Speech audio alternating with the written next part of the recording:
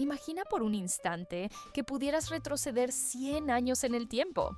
Cerrar los ojos y despertar en una América donde la esperanza de vida apenas rozaba los 54 años, donde una simple neumonía podía arrebatarte la vida en cuestión de días, y donde 8 de cada 10 personas no tenían ahorros ni para emergencias básicas. Un mundo sin antibióticos, sin internet, sin tarjetas de crédito, pero con un frenesí oculto bajo la superficie. Jazz prohibido en bares clandestinos, autos que empezaban a devorar kilómetros de carretera y ciudades que crecían más rápido que nunca. Antes de continuar, quiero invitarte a hacer algo muy sencillo pero vital. Suscríbete al canal, deja tu like y comenta aquí abajo qué parte de esta historia más te sorprende. Tu interacción no es solo un gesto. Es el motor que mantiene vivo este viaje en el tiempo. Ahora sí, vamos a sumergirnos en la vida de hace un siglo. Era la década de 1920. El mundo acababa de sobrevivir a la devastadora Primera Guerra Mundial, y a la sombra de esa tragedia llegó otra aún más implacable, la pandemia de gripe española, H1N1. Entre 1918 y 1920, infectó a más de 500 millones de personas y mató a por lo menos 50 millones en todo el planeta. En Estados Unidos, marcó para siempre la mentalidad de una generación. Muchos vivían con la sensación de que cada día era un préstamo incierto. De allí nació el lema popular: come, bebe y sé feliz, porque mañana podrías morir. La esperanza de vida en 1920 rondaba los 53,6 años para los hombres y 54,6 para las mujeres. Si hoy vemos con naturalidad llegar a los 70 u 80 años, entonces alcanzar los 50 ya era un logro. Las principales causas de muerte eran las enfermedades cardíacas, la tuberculosis y las infecciones respiratorias. Una simple infección en la piel podía convertirse en una sentencia de muerte. Y aún así, la vida cotidiana seguía adelante. Los niños asistían a escuelas de una sola aula en áreas rurales. Los trabajadores viajaban horas en tranvías para llegar a fábricas ruidosas, y en las ciudades, la electricidad recién comenzaba a iluminar hogares de clase media. La contradicción era el verdadero sello de esa década. Por un lado, se hablaba del decenio de la prosperidad. El Producto Nacional Bruto creció un 40% tras la guerra. Se construyeron miles de kilómetros de carreteras, se levantaron edificios en altura y surgió un nuevo estilo arquitectónico, el Art Deco, símbolo de modernidad. Pero, por otro lado, el 80% de los estadounidenses no tenía ahorros. Eran familias enteras que sobrevivían con salarios ajustados, dependiendo de créditos a plazos para comprar ropa o alimentos. Mientras una élite invertía en la bolsa y triplicaba sus ganancias entre 1923 y 1925, millones apenas podían cubrir el alquiler. La economía, medida en términos de poder adquisitivo, nos revela un abismo impresionante. $1 en 1925 equivalía a casi $18,5 actuales. Eso significa que $10 entonces eran como $185 hoy. $1.000.000 equivalía a más de 18 millones actuales. Pero aquí está el truco. Esa riqueza no estaba al alcance de todos. Estaba concentrada en las manos de pocos, mientras la mayoría vivía en la cuerda floja. El costo de la vida también se transformaba. Los gastos médicos fueron los que más aumentaron con el paso de los años. $1 gastado en atención sanitaria en 1925 equivale hoy a casi $90. La vivienda también se encareció de forma brutal, mientras que la ropa apenas subió de precio. Esto refleja cómo cambiaron las prioridades de la sociedad. Más dinero se destinaba a ciudades en expansión, a hospitales y a nuevas tecnologías, y menos a bienes tradicionales como los textiles. El censo de 1920 marcó un antes y un después. Por primera vez en la historia del país, más estadounidenses vivían en ciudades que en áreas rurales. Era el inicio de la gran urbanización. De repente, la vida dejó de girar alrededor del campo y comenzó a depender de fábricas, oficinas y transportes masivos. Ciudades como Nueva York, Chicago y Detroit se convirtieron en imanes de migración interna, atrayendo campesinos que buscaban mejores salarios, aunque muchas veces encontraban pobreza y hacinamiento. La construcción urbana lo confirma. En 1925, más del 64% de cada dólar invertido en edificación iba destinado a viviendas multifamiliares. mientras que las casas unifamiliares apenas crecieron un 72% en número. Esto quiere decir que las familias preferían o se veían obligadas a vivir en bloques de apartamentos compartidos, rodeados de ruido, humo y modernidad. Pero la vida cotidiana también estaba marcada por la desigualdad social. La imagen del millonario disfrutando de cócteles en un salón de jazz contrastaba con la del obrero que, después de 12 horas en la línea de producción, apenas tenía fuerzas para preparar un plato de sopa. Esa desigualdad no era invisible, se sentía en las calles, en la política y en la cultura. Era el germen de tensiones que más tarde estallarían en la Gran Depresión. En medio de todo esto, una nueva filosofía comenzaba a tomar forma: la fe en el consumo. Los anuncios publicitarios se multiplicaban en periódicos, tranvías y más adelante en la radio. La gente empezaba a definirse por lo que compraba y no solo por lo que producía. Si antes ser granjero, carpintero o maestro definía tu lugar en la sociedad, ahora era el automóvil que conducías, la ropa que vestías y los electrodomésticos que soñabas con tener los que marcaban tu identidad. Era el comienzo de un mundo nuevo. Un mundo lleno de luces brillantes, de música que hacía mover los pies y de promesas de libertad. Pero también un mundo de sombras, de exclusión y de riesgos invisibles. Los años 20 fueron mucho más que la era del jazz. Fueron una década donde el tiempo parecía avanzar a toda velocidad y donde cada familia vivía entre la esperanza y el miedo. Mientras las cicatrices de la guerra y de la pandemia todavía estaban frescas en la memoria colectiva, Estados Unidos comenzó a vibrar con una energía inesperada, como si el país entero hubiera decidido olvidar la tragedia y lanzarse de lleno hacia la modernidad. La década de 1920 fue, en muchos sentidos, una explosión simultánea de máquinas, sonidos, imágenes y actitudes que rompieron con todo lo conocido. Era la promesa de un futuro veloz, eléctrico, ruidoso, luminoso. Uno de los símbolos más visibles de esta transformación fue el automóvil. Hasta entonces, poseer un coche era un lujo al alcance de muy pocos, pero Henry Ford lo cambió todo al perfeccionar la línea de montaje. Su Modelo T se convirtió en un objeto casi mítico, barato, funcional y producido en masa. Con él, las calles comenzaron a llenarse de motores rugiendo, de polvo levantado en caminos de tierra que pronto serían pavimentados para responder a la demanda de movilidad.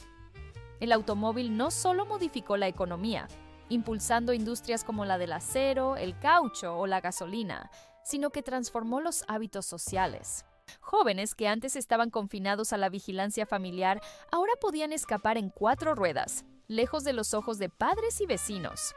Para muchos moralistas, el coche era un peligroso aliado de la libertad juvenil, una sala de estar con ruedas donde se desafiaban los límites de lo permitido.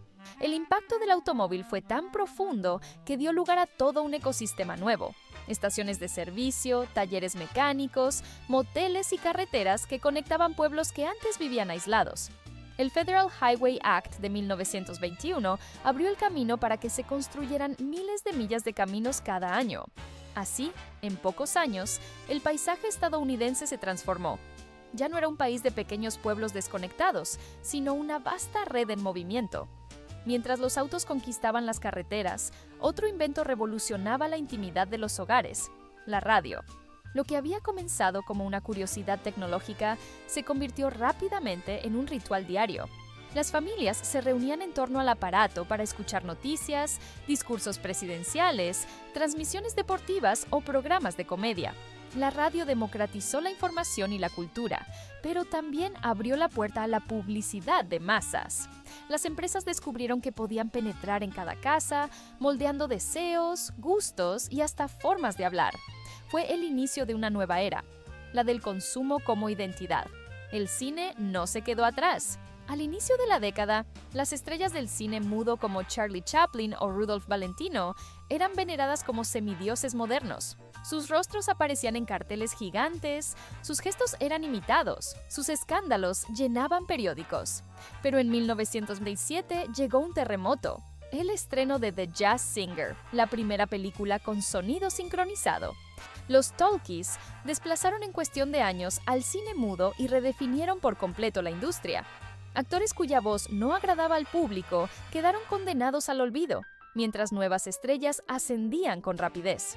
Los palacios del cine, con butacas de terciopelo y lámparas de cristal, se multiplicaron en las ciudades, convirtiéndose en templos de una religión moderna. La adoración a la pantalla. Si el cine ofrecía sueños en imágenes, la música jazz encendía las noches. Nacida de las raíces afroamericanas del blues y el ragtime, el jazz invadió clubes clandestinos y salones de baile. Sus ritmos improvisados, frenéticos y sensuales fascinaban a la juventud, pero horrorizaban a los conservadores que lo consideraban inmoral. Aún así, artistas como Louis Armstrong y Duke Ellington llevaron el jazz a lo más alto, convirtiéndolo en el símbolo de la cultura rebelde de la década. No era solo música, era un grito de libertad en una sociedad que cambiaba demasiado rápido para los viejos códigos. Y es que por primera vez en la historia, la juventud se convirtió en protagonista cultural. Surgió la figura de la flapper, esas jóvenes que rompían tabúes con faldas cortas, peinados bob, cigarrillos en mano y risas desafiantes. Con el derecho al voto recién conquistado en 1920, representaban una nueva identidad femenina, independiente, urbana, dueña de su cuerpo y de su tiempo. Clara Bow, la It Girl de Hollywood, encarnó en la pantalla grande este ideal, consolidando un modelo que escandalizaba a los mayores, pero inspiraba a millones de jóvenes. La moda acompañó la revolución. Los corsés desaparecieron, dando lugar a vestidos sueltos y frescos. Los hombres adoptaron trajes más ajustados, peinados brillantes y sombreros fedora que reflejaban prosperidad y modernidad. La apariencia se volvió un campo de batalla cultural. Mostrarse moderno no era solo cuestión de estilo, era un manifiesto. La radio, además, convirtió a los deportes en fenómenos de masas. Ídolos como Babe Ruth, con sus home runs legendarios, se transformaron en héroes nacionales. La narración radial convertía cada jugada en un relato épico, transmitido a millones de oyentes al mismo tiempo. El boxeo también alcanzó una popularidad sin precedentes. Combates de pesos pesados detenían el país entero, con multitudes apiñadas alrededor de un receptor de radio. La aviación encendió la imaginación colectiva. Charles Lindbergh, al cruzar el Atlántico en solitario en 1927, fue elevado al rango de mito viviente. Las exhibiciones de barnstorming, en las que pilotos caminaban sobre las alas de aviones en pleno vuelo, atraían multitudes que aplaudían el vértigo del progreso. La sensación era clara. El cielo ya no era un límite, sino un destino inevitable. Incluso el lenguaje reflejó la transformación. El slang juvenil se propagó como marca generacional. Swell significaba genial, sneeze era lo mejor. Y all wet se usaba para describir una idea equivocada. Hablar en ese código era afirmar pertenencia, trazar una frontera cultural con los adultos. Así era la vida en los años 20, un torbellino de innovaciones que llegaban todas a la vez. El rugido de los motores en las calles recién asfaltadas, las risas compartidas en torno a la radio, las luces de neón iluminando clubes de jazz, los carteles de cine prometiendo emociones más grandes que la vida misma. La década parecía avanzar a una velocidad imposible de detener, como un tren desbocado rumbo a un futuro brillante, aunque bajo la superficie ya comenzaban a gestarse sombras que pronto saldrían a la luz. Pero detrás de aquel brillo eléctrico que parecía cubrir a todo Estados Unidos, había grietas profundas. La década de 1920 no fue solo modernidad, jazz y prosperidad. También fue un tiempo de desigualdad brutal, de tensiones sociales que hervían bajo la superficie, de contradicciones que tarde o temprano estallarían. Era como un gran escenario iluminado, pero con sótanos oscuros que la mayoría prefería no mirar. Uno de los fenómenos más reveladores fue la ley seca. En 1920, con la entrada en vigor de la Enmienda 18, la producción y venta de alcohol quedaron prohibidas en todo el país. Lo que los legisladores y grupos moralistas pensaban que sería una cura para la corrupción, la violencia doméstica y la inmoralidad, se convirtió rápidamente en una mina de oro para el crimen organizado. En las sombras surgieron los speakeasies, bares clandestinos donde se servía licor ilegal y donde floreció una nueva vida nocturna. Allí, hombres y mujeres bebían juntos, algo impensable en las antiguas tabernas. Se escuchaba jazz y se desafiaban los códigos victorianos. Lejos de erradicar el alcohol, la prohibición lo convirtió en un objeto de deseo, un símbolo de rebeldía y, al mismo tiempo, una industria secreta multimillonaria. Figuras como Al Capone en Chicago se transformaron en leyendas vivientes, dueños de imperios levantados sobre el contrabando de licor. El crimen organizado se expandió con rapidez. Mafias, pandillas y redes de corrupción infiltraron a policías, jueces y políticos. Era un mundo paralelo, sostenido por la hipocresía de una sociedad que en público condenaba la bebida, pero en privado la buscaba con desesperación. Mientras tanto, en los barrios afroamericanos se gestaba otra revolución, el renacimiento de Harlem. Escritores como Langston Hughes, músicos como Duke Ellington y pintores como Aaron Douglas dieron voz a una generación que transformó la cultura estadounidense. Harlem se convirtió en el epicentro de la creatividad negra, un faro de dignidad y resistencia frente a un país que aún discriminaba ferozmente. Sin embargo, esa efervescencia cultural convivía con una realidad amarga. Millones de afroamericanos migrados del sur hacia el norte industrializado, en busca de oportunidades, se encontraron con guetos abarrotados, empleos mal pagados y discriminación sistémica. En las fábricas, en las oficinas, en las escuelas, los prejuicios seguían marcando cada frontera. El jazz, la poesía y el arte eran explosiones de vida, sí, pero también eran gritos que denunciaban la exclusión. El contraste entre riqueza y pobreza era brutal. Mientras una élite se enriquecía en Wall Street, donde las acciones se triplicaron en pocos años, el 80% de los estadounidenses no tenía ahorros. Las grandes ciudades brillaban con anuncios luminosos, pero en las zonas rurales millones de agricultores se hundían en deudas y cosechas arruinadas. Después de la Primera Guerra Mundial, la sobreproducción agrícola desplomó los precios. Muchos granjeros recogían sus productos sabiendo que no cubrirían ni los costos de la siembra. Para ellos, los años 20 no fueron rugientes, sino silenciosamente devastadores. La urbanización acelerada agravó el contraste. En 1920, por primera vez en la historia, el censo reveló que más estadounidenses vivían en ciudades que en áreas rurales. El campo se vaciaba y las urbes crecían a un ritmo frenético, con edificios de apartamentos que parecían colmenas humanas. Quienes llegaban soñando con prosperidad encontraban hacinamiento, alquileres altos y trabajos inestables. Las luces de neón ocultaban la realidad de los callejones oscuros, donde la pobreza se amontonaba. La inmigración también fue un tema candente. Millones de europeos llegaron buscando una vida mejor, pero fueron recibidos con hostilidad y racismo. La ley de cuotas de 1921 y la de 1924 limitaron drásticamente la entrada de inmigrantes del sur y del este de Europa, favoreciendo a los del norte y oeste. El mensaje era claro. Estados Unidos quería modernidad, pero no estaba dispuesto a abrir sus puertas a todos por igual. Italianos, polacos y judíos fueron relegados a trabajos precarios, mientras los prejuicios se multiplicaban. La discriminación alcanzaba niveles extremos. El Ku Klux Klan, que había resurgido en 1915 tras la película The Birth of a Nation, alcanzó su apogeo en los años 20. Vestidos con túnicas blancas, organizaban marchas multitudinarias, incluso en Washington, D.C., con miles de miembros desfilando a plena luz del día. No solo atacaban a afroamericanos, sino también a católicos, judíos e inmigrantes en general. En plena década moderna, las hogueras del odio ardían como recordatorio de que el progreso tecnológico no eliminaba los viejos demonios sociales. En medio de estas tensiones, la cultura de masas crecía con fuerza, pero lo hacía sobre cimientos frágiles. Los anuncios publicitarios vendían la idea de que cualquiera podía alcanzar el sueño americano con un coche nuevo, un electrodoméstico o una radio. Sin embargo, para la mayoría, esas promesas se financiaban con créditos fáciles que hipotecaban el futuro. El consumo era presentado como libertad, pero en realidad escondía nuevas cadenas. Deudas impagables, dependencia del salario, miedo a perder el empleo. La paradoja era evidente.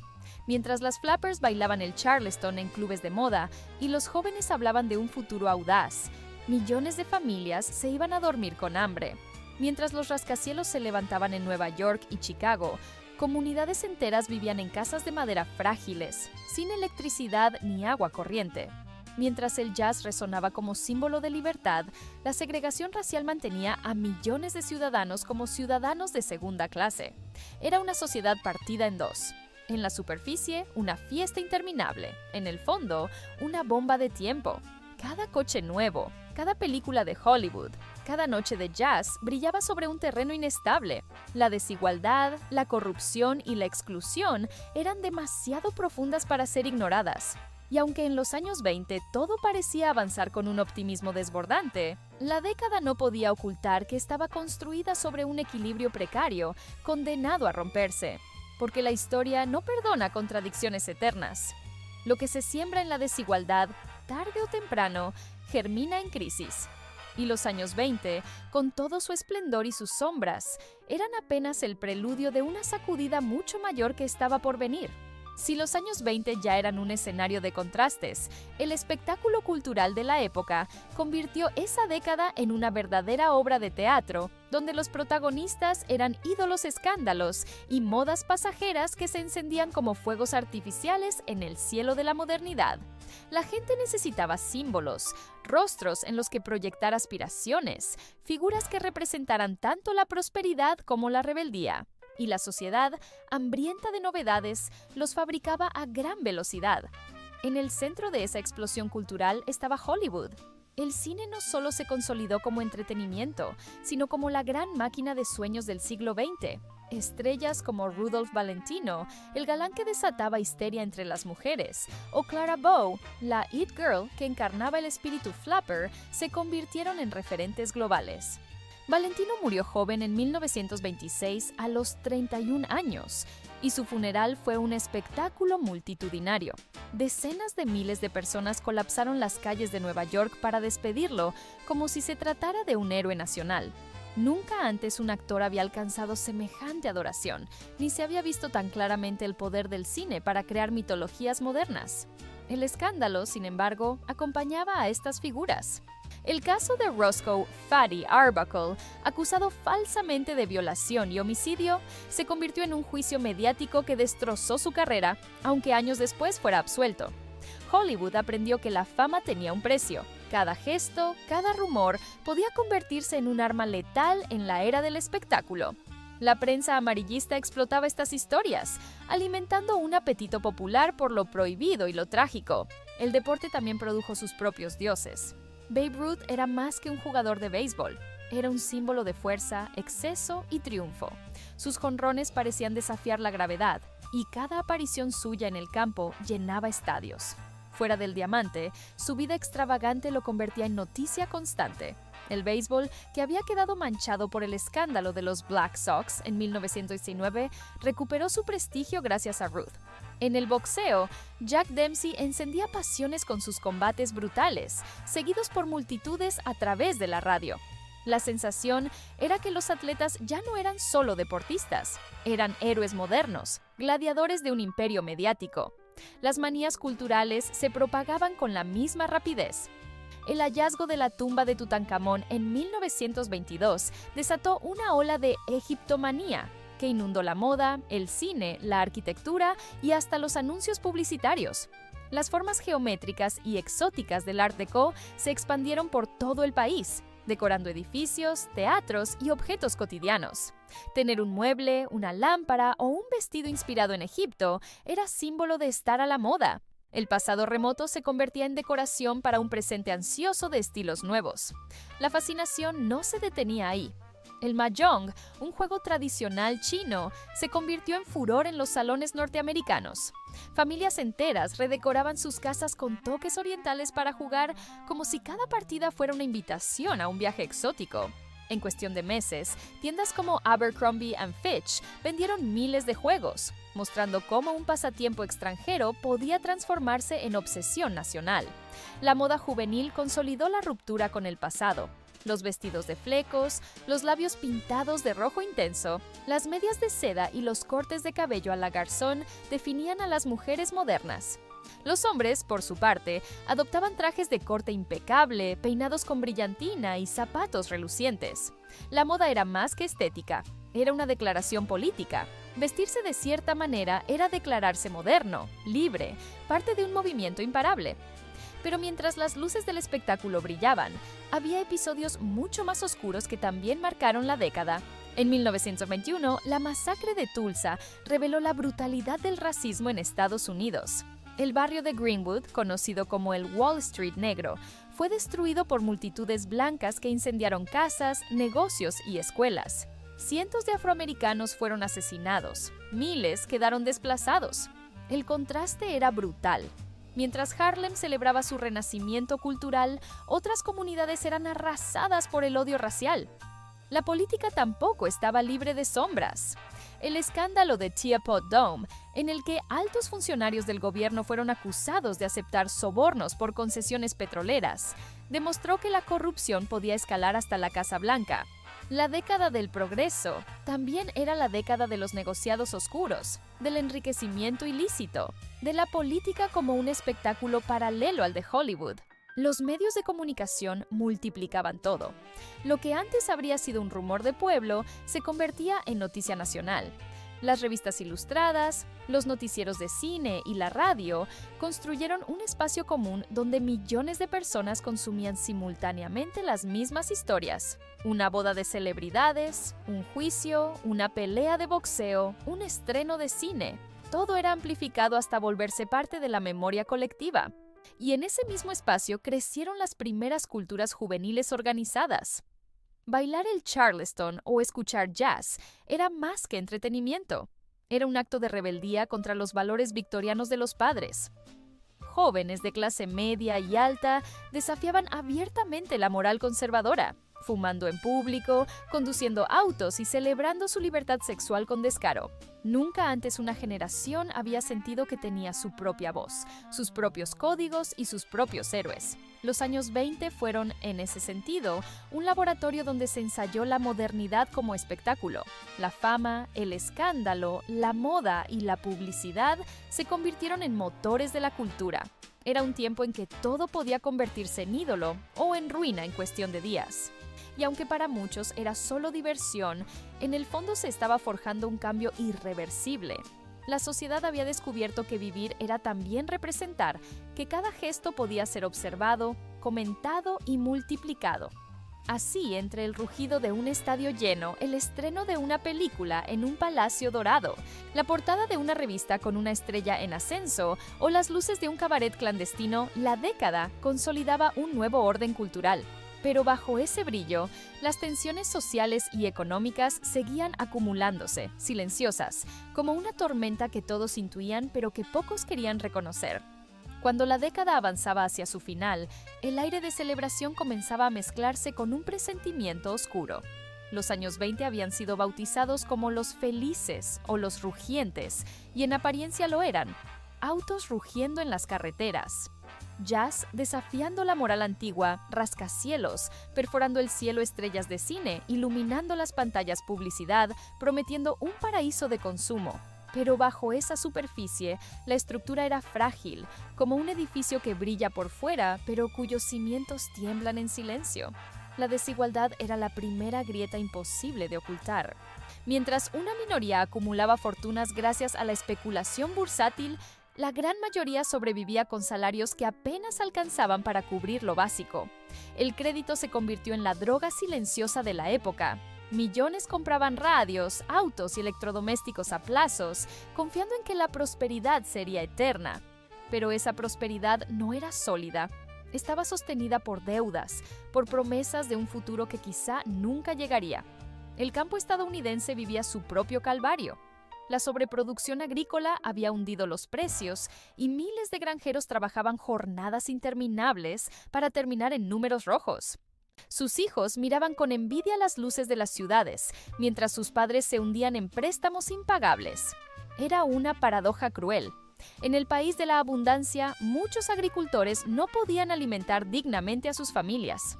La política se movía entre la corrupción y la indiferencia. Los gobiernos republicanos de la época, con su filosofía de laissez-faire, confiaban en que el mercado resolvería cualquier desequilibrio. El Estado apenas intervenía, dejando que los negocios florecieran sin regulaciones estrictas. Esa confianza ciega en la autorregulación del capitalismo fue parte del espejismo que mantuvo la fiesta encendida, aunque el suelo ya comenzaba a agrietarse. Mientras tanto, la cultura de masas seguía alimentando la sensación de que todo era posible. La radio transmitía voces que unificaban al país. El cine enseñaba a soñar con vidas imposibles. El jazz convertía la noche en un campo de batalla donde el futuro parecía libre. La gente vivía el presente con intensidad, con la filosofía implícita de comer, beber y bailar, porque mañana no está asegurado. Era una reacción natural a la experiencia reciente de la guerra y la pandemia.